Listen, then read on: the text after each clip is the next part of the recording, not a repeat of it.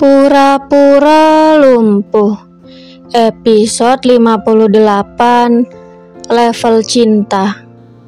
Karya Via Raya. Indira berjalan mengendap-endap mengikuti Firas dari belakang. Ia penasaran siapa orang yang sedang dirawat. Sesekali ia bersembunyi ketika Firas menoleh ke belakang. Laki-laki itu nampak curiga ada seseorang yang membuntutinya. Kok aku ngerasa kayak ada yang ngikutin ya? Batin Firas. Laki-laki itu menoleh ke belakang, tetapi tak ada seorang pun di sana. Kemudian ia memiliki rencana untuk menangkap basah orang yang mengikutinya dari belakang. Ia masuk ke dalam ruang perawatan yang terbuka. Bergegas masuk ke dalam dan menutup pintu. Ia ingin tahu siapa yang berani membuntutinya.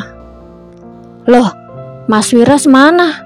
Kok tiba-tiba ngilang gitu aja sih? Apa jangan-jangan ruangannya di dekat sini? Gumam Indira sambil mengedarkan pandangan.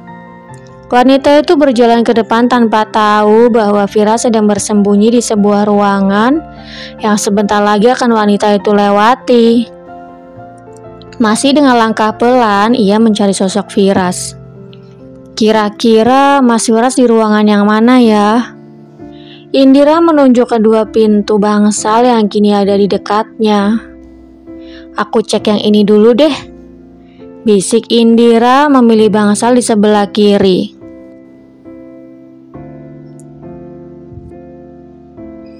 Ia mendekat dan memutar knop pintu secara perlahan agar penghuni ruangan tidak mengetahui kehadirannya. Ia mendekatkan wajahnya untuk memeriksa penghuni ruangan dari celah pintu. Ketika ia sedang mengintip, ia tidak bisa melihat apa-apa. Ia seperti melihat seseorang yang sedang menghalanginya. Menengadahkan kepalanya dan melihat Firas sedang melipat kedua tangannya di depan dengan senyuman mengejek di wajahnya. Mas Firas? Indira terkejut hingga memundurkan langkahnya. Karena tersandung hak tingginya sendiri, ia terjatuh dan terjerambah di lantai. Jadi kamu yang ikutin aku? Bukankah sudah aku bilang, anggap kita tidak pernah saling kenal? Aku mau jenguk asisten aku, bukan yang ngikutin kamu.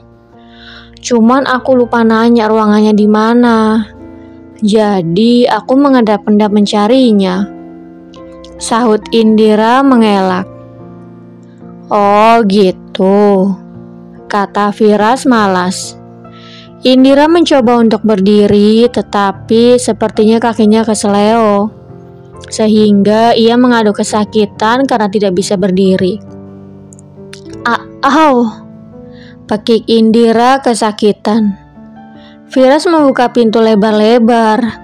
Tanpa menghiraukan Indira yang sedang mengadu kesakitan, ia pergi meninggalkan wanita itu yang sedang mengulurkan tangannya. Ia pikir Firas akan membantunya berdiri, namun sayang, itu hanya di pikirannya saja. Sial. Baiklah, aku harus berusaha lebih keras. Dan sepertinya ini akan menarik. Gumam Indira tersenyum menyeringai.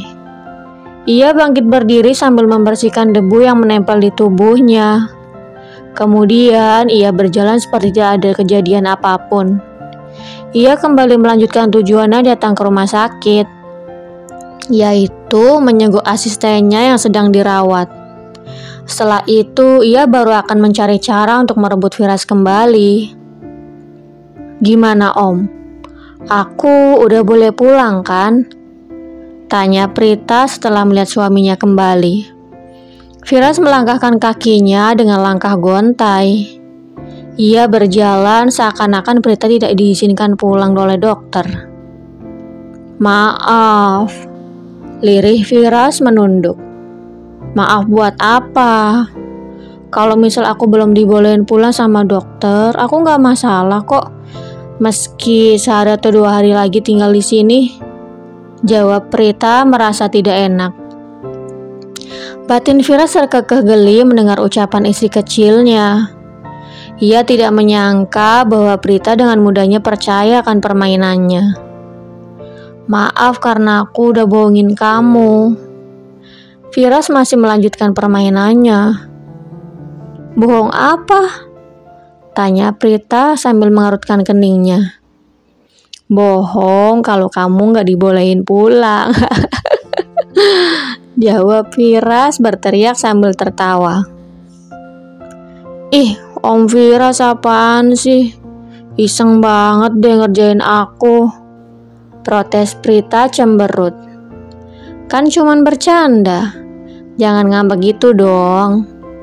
Kata Firas sambil duduk di tepi ranjang. Prita mengubah posisi tidurnya membelakangi Firas. Ia kesal karena sudah dikerjai oleh suami resenya. Sementara sang suami bergegas membaringkan tubuh di belakangnya. Sepertinya laki-laki itu tidak ingin menyia-nyiakan kesempatan yang ada. Ia memeluk istrinya dari belakang sambil menghirup aroma yang selalu menjadi candu baginya. Ngapain pakai peluk-peluk? Ketus Prita. Emang kenapa sih? Meluk istri sendiri mah bebas. Mau sejam, 2 jam, 3 jam, seharian atau semalaman. Yang penting kuat aja nahannya. Jawab Firas semakin mengeratkan pelukannya. Mulai nih pikirannya ngeres kemana-mana. Sebenarnya yang ngeres itu aku apa kamu? Kamu kalau pengen bilang aja sayang. Gak usah pakai kode-kodean gitu. Kalau aku gak ngerti maksud kamu gimana, pasti ujung-ujungnya ngambek deh. Om Firas makin kemari makin gak jelas. Awas, sono turun. Kata Prita berbalik sambil mendorong suaminya agar turun dari tempat tidur. Sabar ya sayang, sebentar lagi kita pulang dan kita bebas bisa ngelakuin berapa kali sampai kamu puas. Sampai pagi pun aku kuat asal kamu seneng. Ujar Firas menunjukkan otot lengannya dengan senyum yang mengembang. Om Firas, teriak Prita sambil melempar bantal ke arah suaminya. Ampun Nyonya Firas, ampun. Firas terkekeh geli melihat tingkah istri kecilnya. Setelah bermain-main dengan istrinya, Firas merapikan semua keperluan yang harus ia bawa pulang. Setelah itu, ia meminta istrinya untuk mengganti baju. Ayo kita pulang, ajaknya. Ada yang ketinggalan nggak? Tanya Prita. Nggak ada.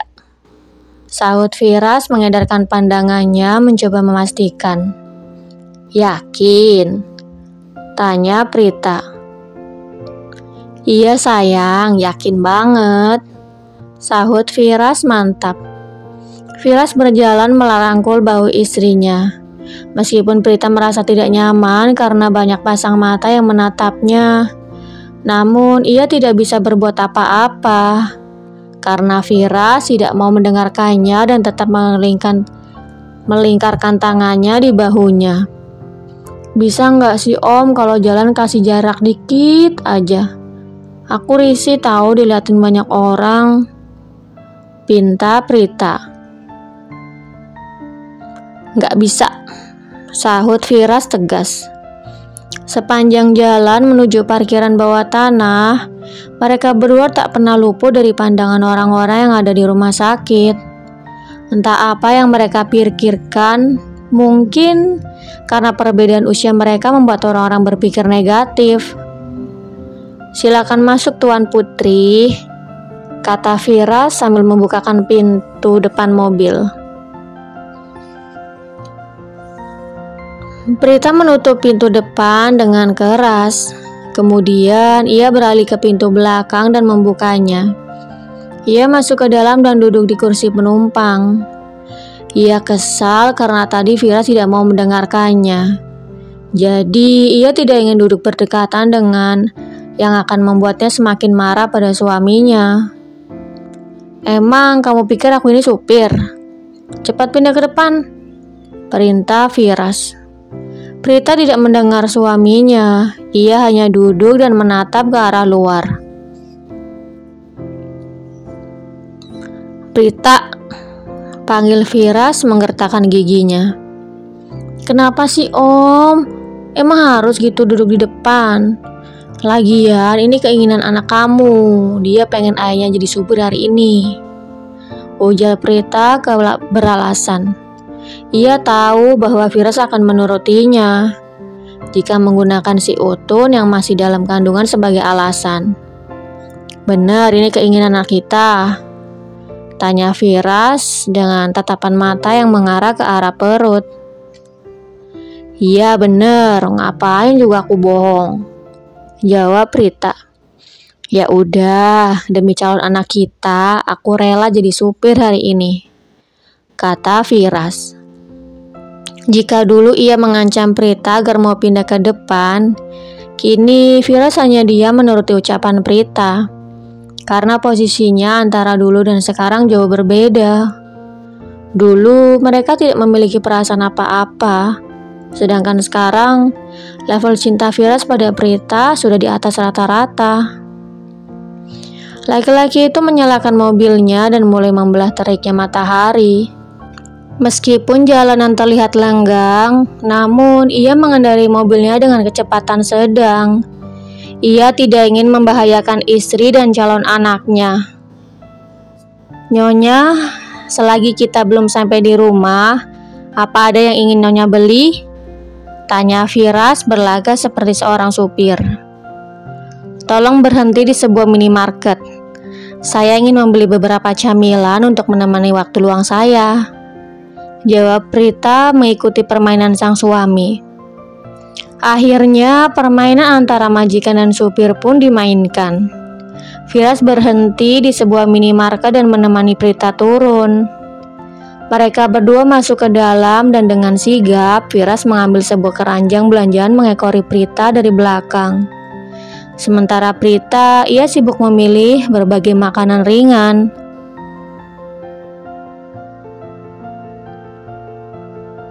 "Tolong ambil 1 atau 2 keranjang lagi.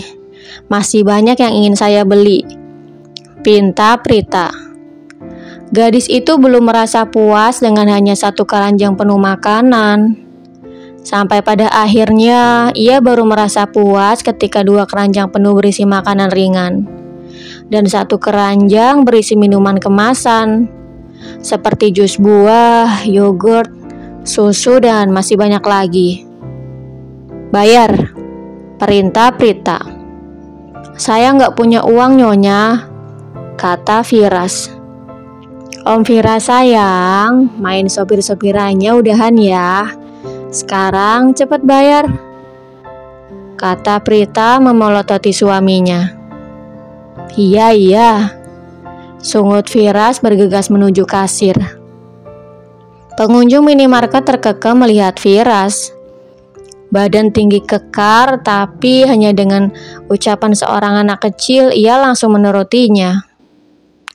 "Badan gede tapi sama anak kecil aja takut," ujar salah seorang pengunjung. Firas menoleh mendengar celotehan pengunjung lain. Kemudian ia langsung menimpali ucapan pengunjung yang sok ikut campur itu. "Maaf ya Bu, saya bukannya takut, tapi karena saya sangat mencintai istri saya. Apalagi saat ini istri saya sedang mengandung. Jadi apapun itu saya terima asal istri dan calon anak kami senang," kata Firas menimpali. Ucapan Firas langsung membungkam mulut pengunjung itu. Lantas ia bergegas membayar dan keluar dengan kedua tangan yang penuh belanjaan. "Ayo sayang," ajak Firas. "Sini aku bantu bawa," ujar Prita menawarkan diri. Karena sang suami memegang 5 kantung plastik belanjaan. Firas tersenyum sambil menggelengkan kepalanya. Itu tandanya ia menolak tawaran sang istri. Hanya dengan membawa 5 kantung plastik belanjaan tidak akan membuatnya kesulitan. Bahkan mengangkat tubuh Prita dengan 1 tangan pun sangat mudah baginya. Sampai di depan mobil, Firas tidak membiarkan Prita membuka pintu. Ia langsung membuka pintu penumpang meski kesulitan. Setelah itu memasukkan semua barang belanjaan. Ia membukakan pintu depan dan mempersilahkan istri kecilnya masuk. Kemudian barulah ia masuk dan duduk di kursi kemudi. Sementara di seberang jalan, Indira mengepalkan tangannya kuat-kuat. Ia tidak menyangka bahwa seorang Firas Korten akan berbelanja di sebuah minimarket kecil. Padahal sebelumnya Firas tidak pernah menginjakkan kakinya di sana. Padahal setelah menikah dengan Prita, Firas selalu berbelanja di minimarket setelah pulang bekerja demi membeli pesanan istrinya. Ketika mobil Firas meninggalkan area minimarket, Indira lekas mengikuti dari belakang. Ia mengikutinya dengan jarak yang lumayan jauh agar tidak ketahuan telah mengikuti pasangan suami istri itu. Sampai di depan gerbang kediaman Firas, pintu gerbang terbuka lebar. Mengetahui sang majikan sudah pulang, ketika mobil Firas masuk, Indira bergegas menginjak pedal gas dan berhasil masuk ke dalam. Ia berhenti tepat di belakang mobil Firas. Firas turun dari mobil dan terkejut melihat sebuah mobil terparkir di belakang mobilnya. Ia sangat mengenali mobil itu dan yang pasti pemiliknya juga. Ia berjalan ke arah mobil itu dengan tangan yang terkepal kuat. Ia menggertakkan giginya, mata yang terbuka lebar dan wajah yang merah karena menahan amarah.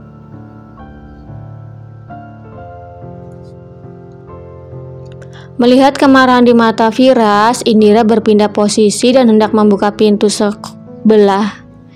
Ketika Firas mengetuk jendela, Indira bergegas turun dan berlari ke arah di mana Prita berada. Entah apa yang akan ia lakukan saat ini.